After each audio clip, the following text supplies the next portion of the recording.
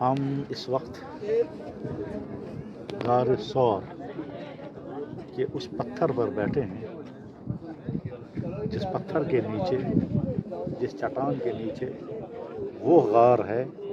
جس غار کا تذکرہ قرآن کریم میں ہے۔ اور قرآن کریم میں اس کا تذکرہ ہونے کے معنی یہ ہے کہ جب یہ کائنات بنی ہی نہیں تھی تب بھی لفظ غار قرآن میں موجود تھا، کیونکہ قرآن دائمی کتاب ہے۔ اللہ تعالیٰ فرماتے ہیں وَثَانِيَ اثْنَيْنِ اِذْ هُمَا فِي الْغَارِ اِذْ يَقُولُ لِصَاحِبِهِ لَا تَحْزَنْ إِنَّ اللَّهَ مَعَانَا۔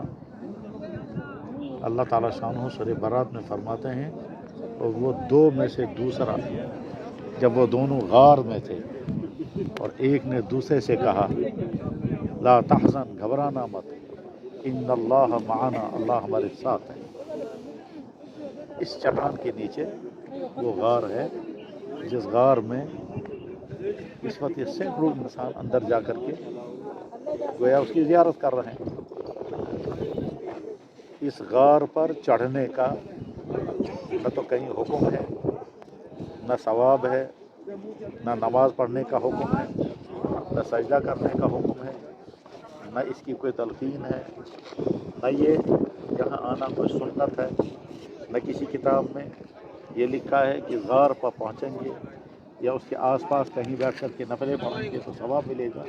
ایسا کچھ بھی نہیں۔ لیکن اس کے باوجود ایمان والے اپنی ایمانی جذبے کی بنا پر اور اپنے نبی سے محبت کی بنا پر بڑے شوق کے ساتھ یہاں آتے ہیں، زیارت کرتے ہیں، اور اس میں نادانی کی وجہ سے ہو سکتا ہے کچھ لوگ کچھ غلطیاں بھی کرتے ہوں۔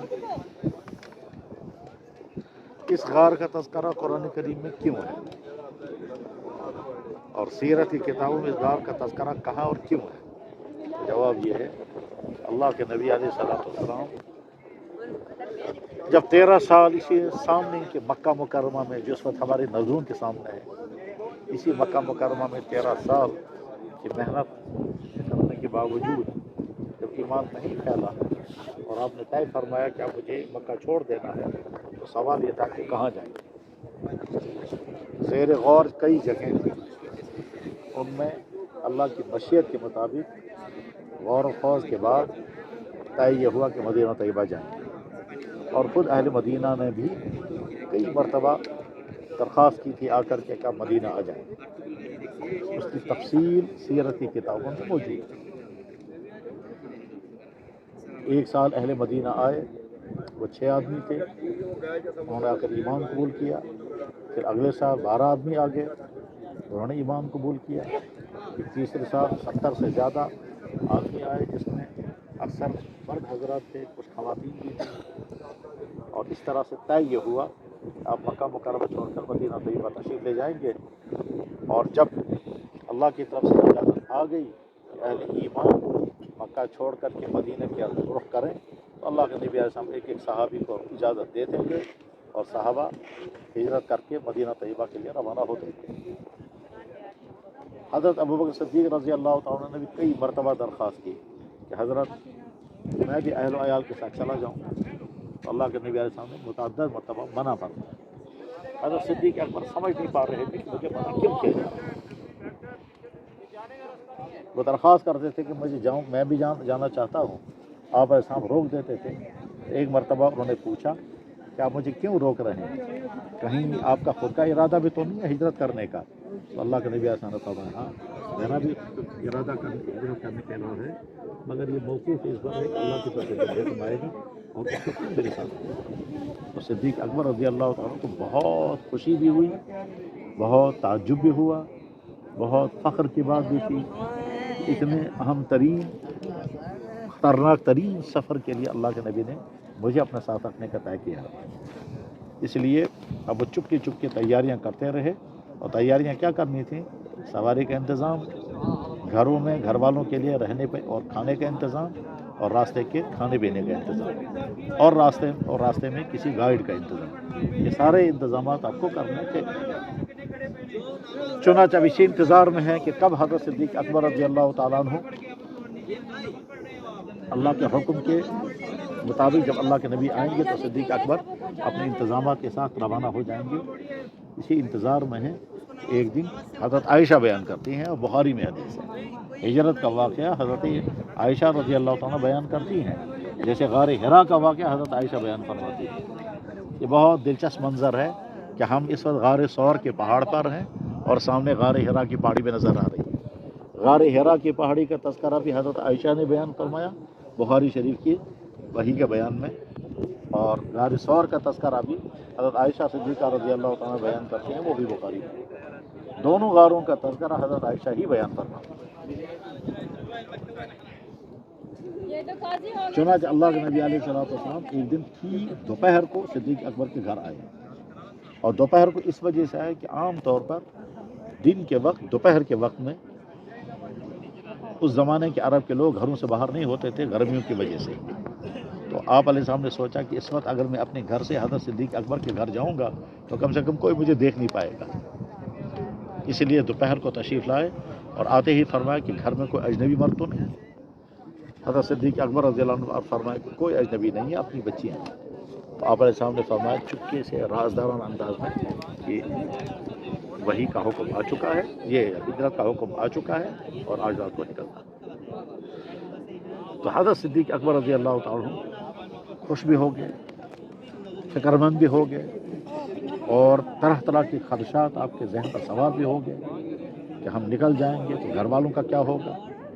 اور اگر گھر والوں کا کچھ نہ ہوا تو ہمارا کیا ہوگا. غرض ہے کہ اسی پریشانی فکر مندی سوچ و بچار میں شام ہو گئی, اور آپ علیہ السلام نے اپنے گھر والوں میں سے کس کس کو کہا میں ہجرت کر رہا ہوں, واللہ عالم, اللہ کے علم ہے, اس کا تذکرہ نہیں. البتہ حضرت علی رضی اللہ تعالیٰ کو اپنے گھر بلا کر فرمائے یہ امانتیں ہیں, یہ فلاں فلاں کے حوالے کر دینا. اور اس کے بعد پھر رات کا جب اندھیرا چھا گیا آپ علیہ السلام اپنے گھر سے نکل کر چپکے سے صدیق اکبر کے گھر آ گئے. صدیق اکبر نے 2 اونٹنیاں تیار رکھی تھی اور پھر وہاں اونٹنیوں پر سوار ہو کر کے روانہ ہو گئے. اب اس کے بعد سوال پیدا ہوتا ہے کہ روانہ ہونا ہے مدینہ, اور مدینہ مکہ مکرمہ سے شمال کی طرف ہے اور غار ثور مکہ مکرمہ سے مخالف سمت میں ہے. تو بجائے اس کے کہ مدینے کے لیے روانہ ہو جاتے آپ سمت مخالف کی طرف روانہ ہو گئے, جہاں ہم بیٹھے ہیں یہاں کے لیے روانہ ہو گئے. اب اونٹنیوں پر سفر کس طرح سے رات میں اندھیرے میں ہوا ہے, کتنا وقت لگ گیا یہاں پہاڑ پر, اور یہاں اس غار کا انتخاب کیسے ہوا تھا. کیا اس سے پہلے آپ نے ان غار کو دیکھا تھا؟ کیا آپ جانتے تھے کہ فلانی پہاڑی کے اوپر اس طرح کا غار ہے اور وہاں اندر جا کر ہم چھپے رہے ہیں؟ عقل تو یہی کہتی ہے کہ آپ نے ان پہاڑوں کو دیکھا ہوگا. جیسے غار حرا کا انتخاب ہوا ہے,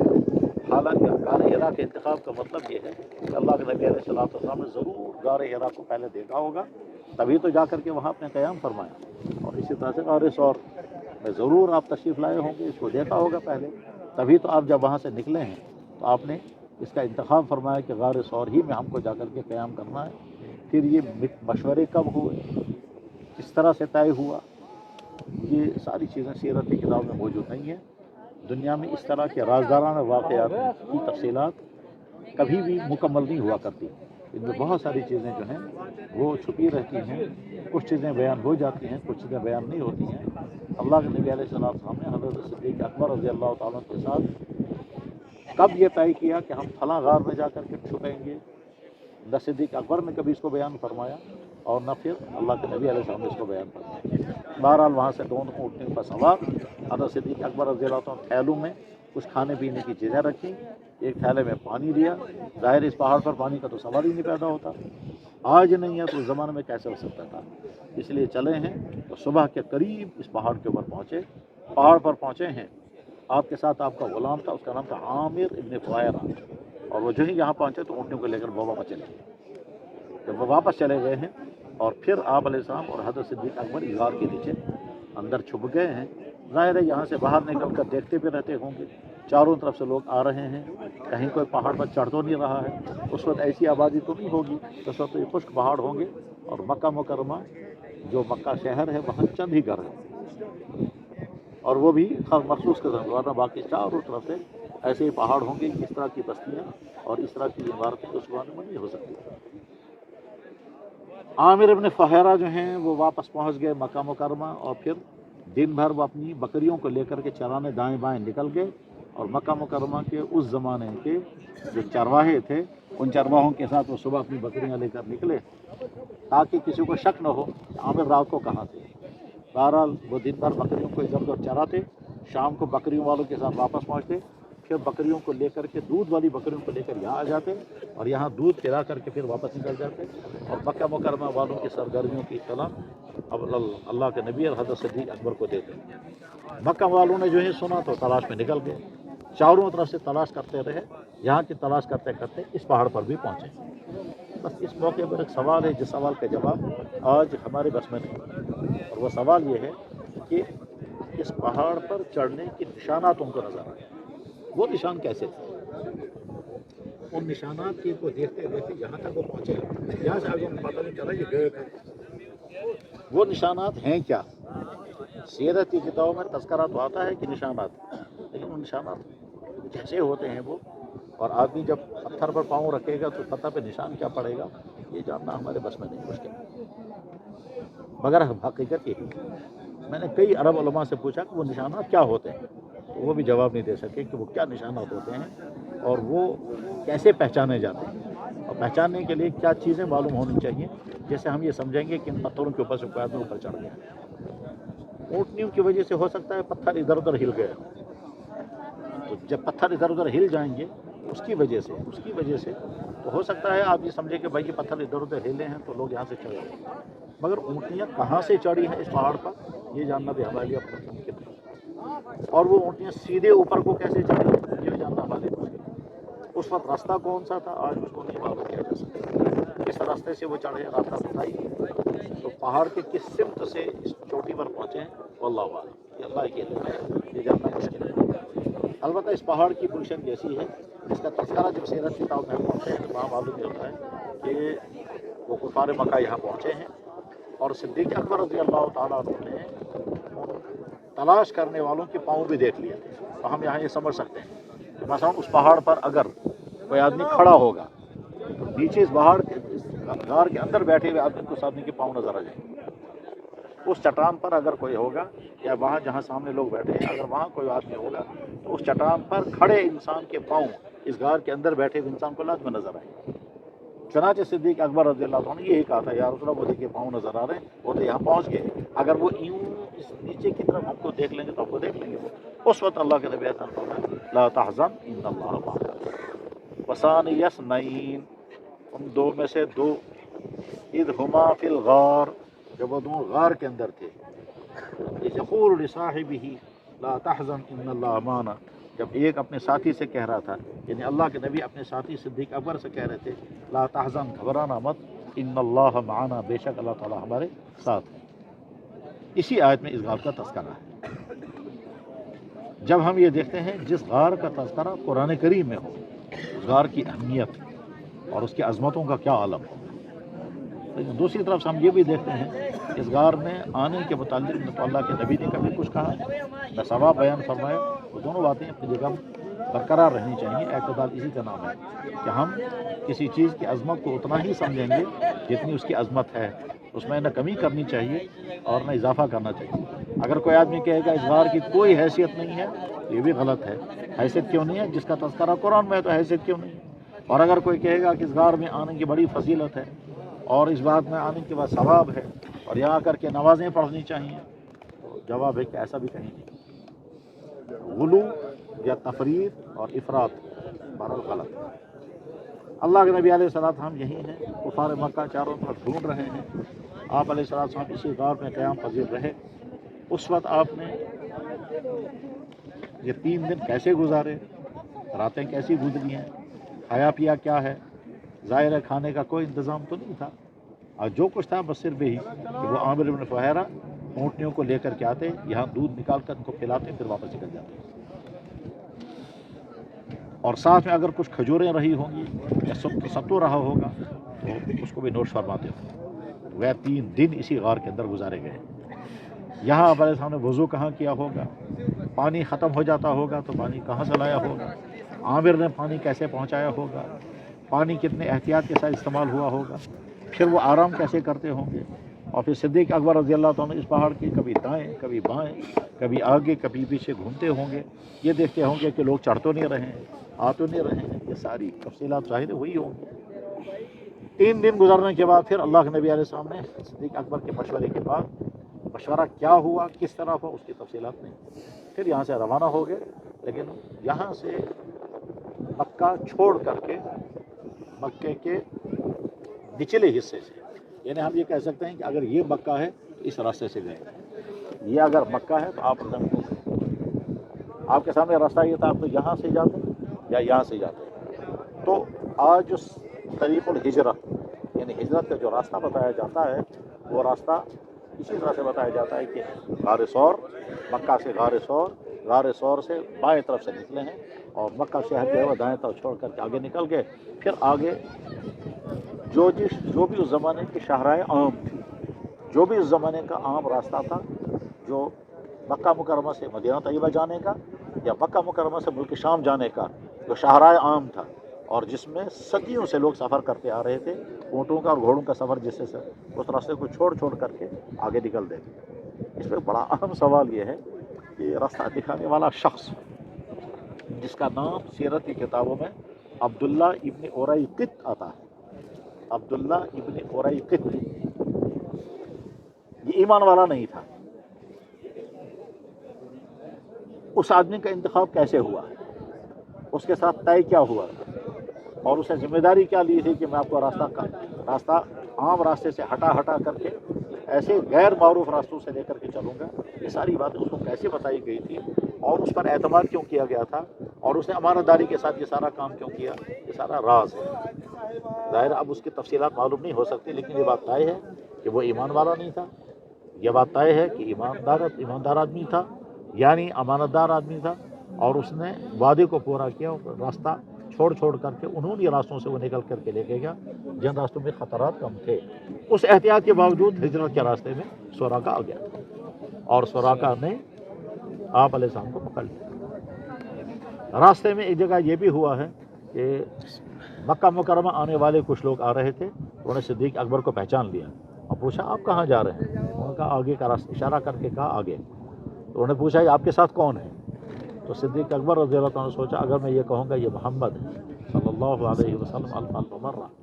اس کے بعد پھر یہ مکہ پہنچیں گے اور مکے والے ان سے پوچھیں گے راستے میں تمہیں کوئی آدمی تو نہیں ملا، کہ فوراً کہیں گے محمد تم، وہ ہمارا پیچھا کریں گے. تو صدیق اکبر رضی اللہ عنہ راز رکھتے ہوئے فرمایا رجل یہدینی، یہ تو وہ آدمی ہے جو مجھے راستہ دکھانے کے لیے.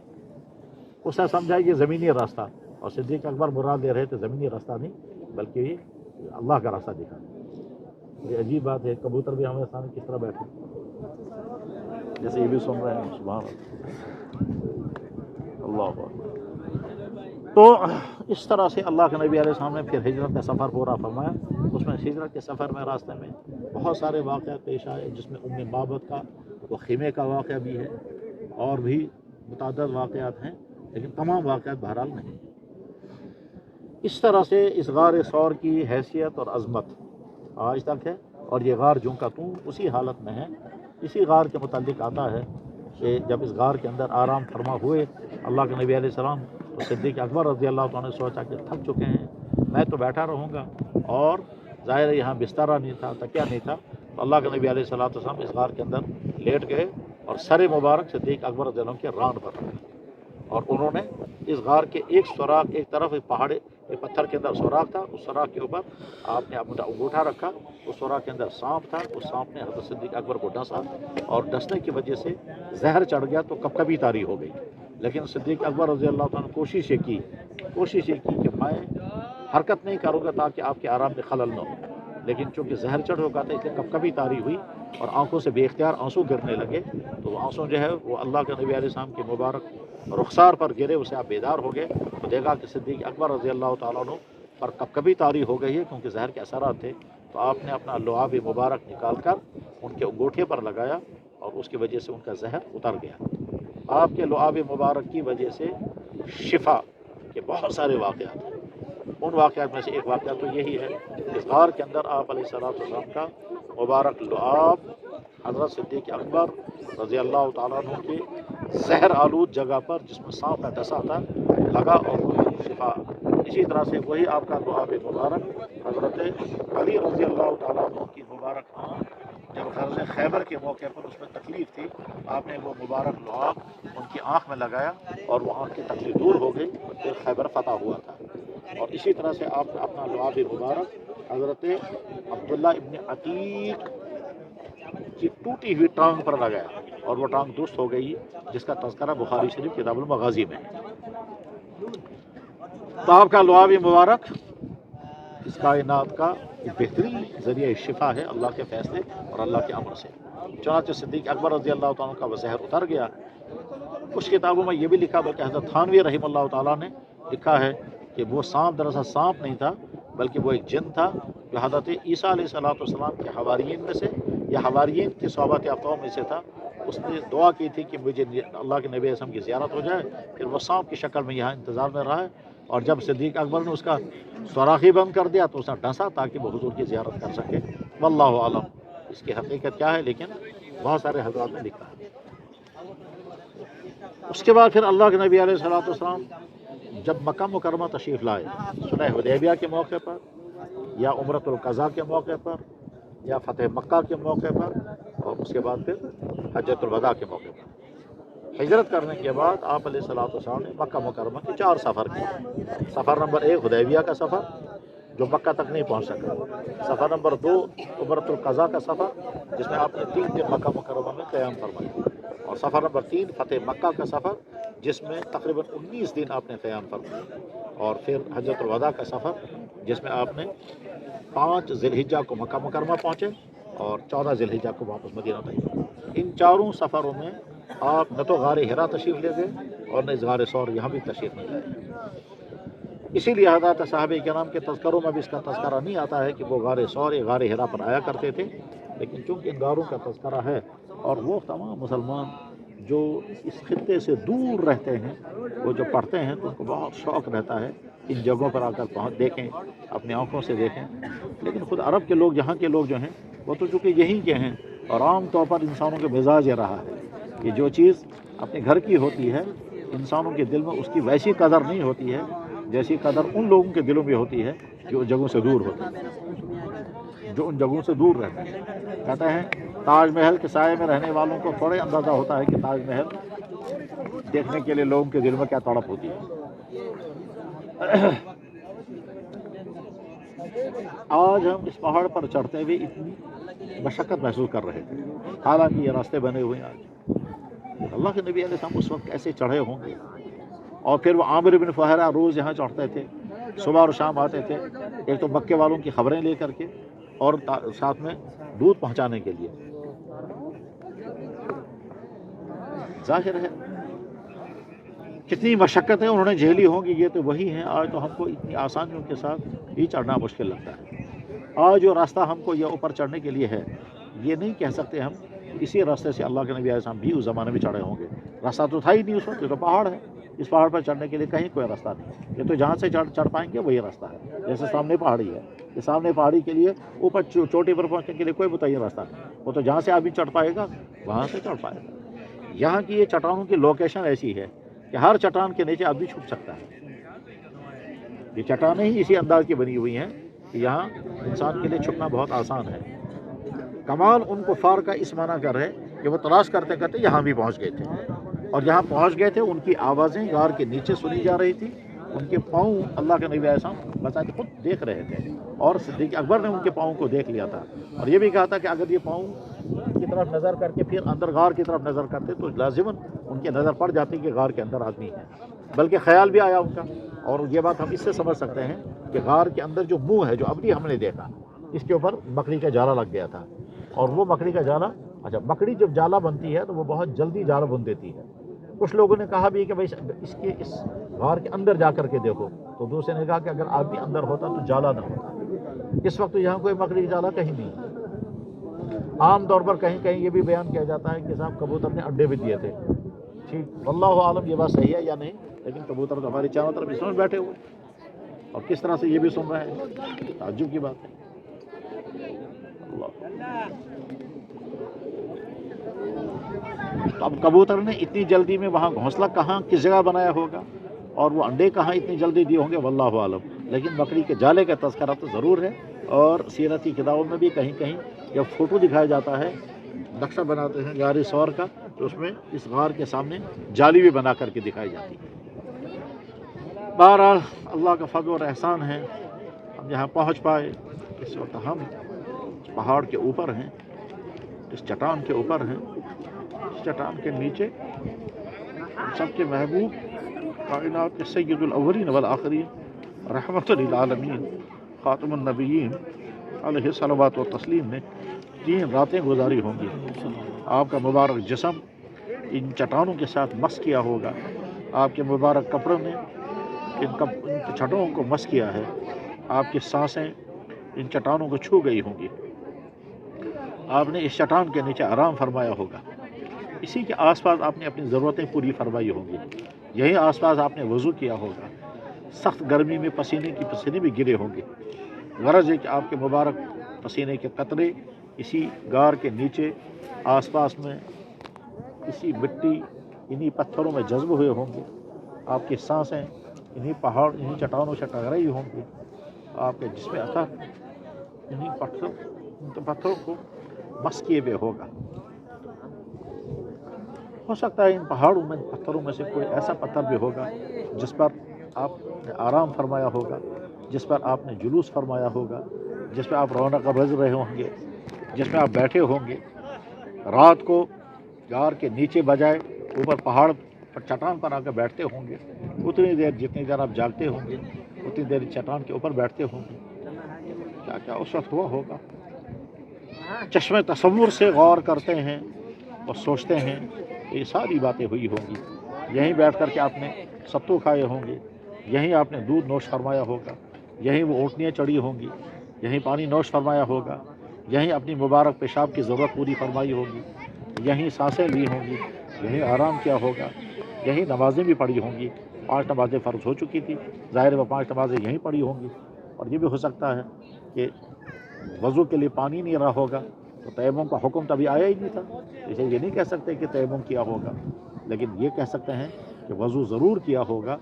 اور پانی نہیں ہے پانی بچایا ہوگا، اور یہ بھی ہو سکتا ہے کہ پورے دن اسی ایک وضو پر رہے ہوں گے، کیونکہ پانی کی قلت، ظاہر ہے پانی مکہ مکرمہ سے لے کر کے آنا تھا اور اتنا پانی لے کر کے چلنا مشکل تھا، آپ نے جس پانی سے وضو کیا ہوگا وہ صرف بالکل ایسے پانی استعمال کیا ہوگا جیسے تیل استعمال کرتے ہیں، جسے میں ملتے ہیں اس طرح سے۔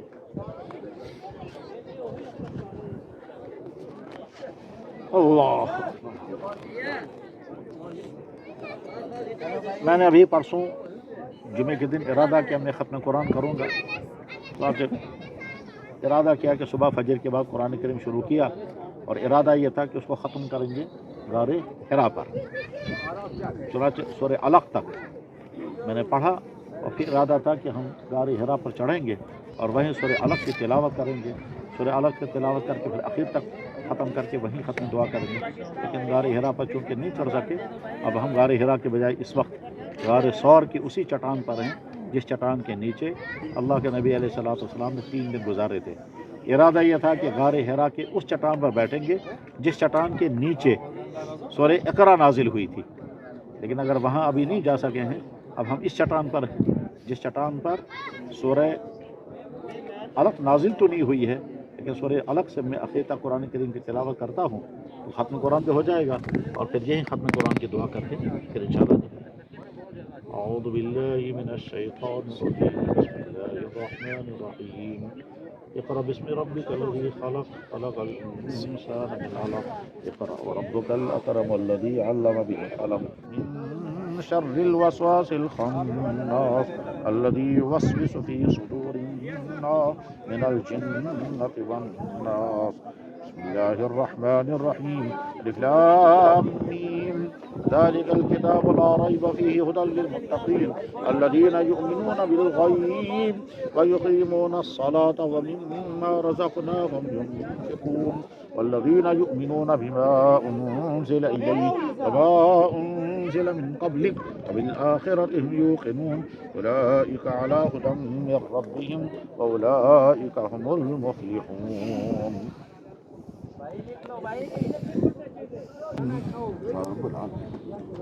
یا اللہ آپ کی بارگاہ میں حمد و ثنا، یا اللہ اس طرح کی جگہوں تک پہنچا دیا، یا اکرم الاکرمین، یا ارحم الراحمین، یا اللہ ان مقدس چٹانوں کو گواہ بنا دے، ہم آپ کو، آپ کے سما مخلوق کو، اس پہاڑ پر پائی جانے والی ان چٹانوں کو، جن چٹانوں نے آپ کے نبی کو دیکھا، جن چٹانوں پر آپ کے نبی نے تشریف فرمائی کرنا رنجا فرمائے، جن چٹانوں نے آپ کے مبارک سانسوں کو سونکھا، یا اللہ ان چٹانوں کو ہم گواہ بنا کر کے کہتے ہیں ہم نے آپ کو اپنا اللہ مانا، اشہد ان لا الہ الا اللہ واشہد ان محمدا عبدہ ورسولہ۔ یا اللہ آپ بھی گواہ، آپ کے فرشتے گواہ، یہ مخلوق گواہ، یہ چٹان، یہ پہاڑ گواہ رہے کہ قیامت کے دن ہم آپ کے بندوں میں، آپ کے نبی کی امتوں میں شمار ہو جائیں۔ یا اکرم الاکرمین، ہم نے حدیث میں پڑھا،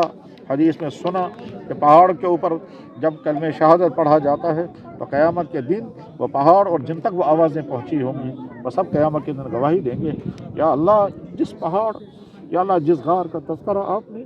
اپنے مبارک کلام میں فرمایا، وَثَانِيَ اثْنَيْنِ إِذْ هُمَا فِي الْغَارِ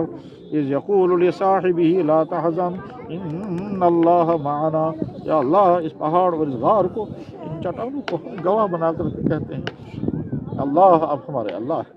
یا اکرم الاکرمین، رضینا باللہ تعالی ربا وبالاسلام دینا وبمحمد صلی اللہ علیہ وسلم نبیا ورسولا، علی هذه الشہادة نحیا وعلیہا نموت انشاء اللہ، انشاء اللہ، یا ارحم الراحمین، یا اکرم الاکرمین، یا خیر الناصرین، یا خیر المسئولین، یا مجیب دعوت المضطرین، نسألک جمیع ما سألک منہ نبی سیدنا محمد صلی اللہ علیہ وسلم، ونعوذ بک من شر ما استعاذک منہ نبی سیدنا محمد صلی اللہ علیہ وسلم، لنا ولجمیع المسلمین والمسلمات فی جمیع العالم، یا رب العالمین، یا رب العالمین۔ اللہم انزلنا الیک حاجات جمیع المسلمین، اللہم انزلنا الیک جمیع احوال المظلومین، اللہم انزلنا الیک جمیع اشکال المسلمین، جمیع احوال المسلمین، یا رب العالمین، یا رب العالمین۔ یا اللہ انک تسمع کلامنا وترى مکاننا وتعلم سرنا وعلانیتنا ولا يخفى عليك شيء من امرنا، ونحن البائسون الفقراء المستغيثون المستجيرون الوجولون المشركون المقرون المعترفون بذنوبنا، نسألك مسألة المسكين ونبتهل إليك ابتهال العبد المذنب الذليل، ندعوك كدعاء البائس الفقير، دعاء من خضعت لك رغبته وفاضت لك عينه وذل لك جسمه، اللهم لا تجعلنا بدعائك ربك شقيا وكن بنا رؤوفا رحيما، يا رب العالمين۔ اللهم اغفر لنا ولوالدينا وارفع درجات جميع اساتذتنا، يا رب العالمين۔ جزا الله عنا محمدا صلى الله عليه وسلم بما هو أهله، اللهم صل وسلم وبارك على سيدنا وحبيبنا وشفيعنا ومولانا محمد الذي هو رحمة للعالمين، الذي هو خاتم النبيين، الذي هو سيد الأولين والآخرين، الذي هو صاحب المعراج، الذي قلت فيه يا أيها النبي إنا أرسلناك شاهدا ومبشرا ونذيرا، الذي قلت فيه إنك لعلى خلق عظيم، اللهم صل وسلم عليه صلاة لا حد لها، سلاما لا حد له، يا رب العالمين۔ اللهم صل وسلم عليه كما أمرتنا أن نصلي عليه، اللهم صل وسلم عليه بقدر أمطار التي أمطرتها من أول يوم الدنيا حتى الآن، وبقدر أوراق الأشجار التي أنبتها على أغصان الأشجار من أول يوم الدنيا حتى الآن، يا رب العالمين۔ وصل على جميع الأنبياء والمرسلين، وصل على جميع إخوانه من النبيين والصالحين، اللهم ارفع درجات جميع الصحابة من المهاجرين والأنصار والتابعين الأبرار الأخيار والفقهاء والمحدثين والمفسرين والمتكلمين وأولياء أمته أجمعين، والذين بذلوا جهودهم للدين حتى بلغ الدين إلينا، يا رب العالمين۔ اللهم أجز عنا سيدنا أبو بكر الصديق رضي الله تعالى عنه الذي كان صاحب نبينا في هذا الغار، يا رب العالمين۔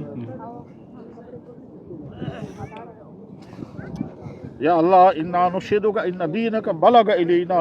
ونحن مسلمین یا رب العالمین یا رب العالمین اللہم لا تجعلنا بدعائک ربک شقیا وکن بنا رؤوفا رحیما اللہم انا نسألک جميع ما سألک من نبیک سیدنا محمد صلی اللہ علیہ وسلم ونعوذ بک من شر ما استعاذک من نبیک سیدنا محمد صلی اللہ علیہ وسلم علیک الطغیان ومنک المستعان فلا حول ولا قوة الا باللہ العلی العظیم سبحان ربک رب العزة عما یصفون سلام علی المرسلین والحمد للہ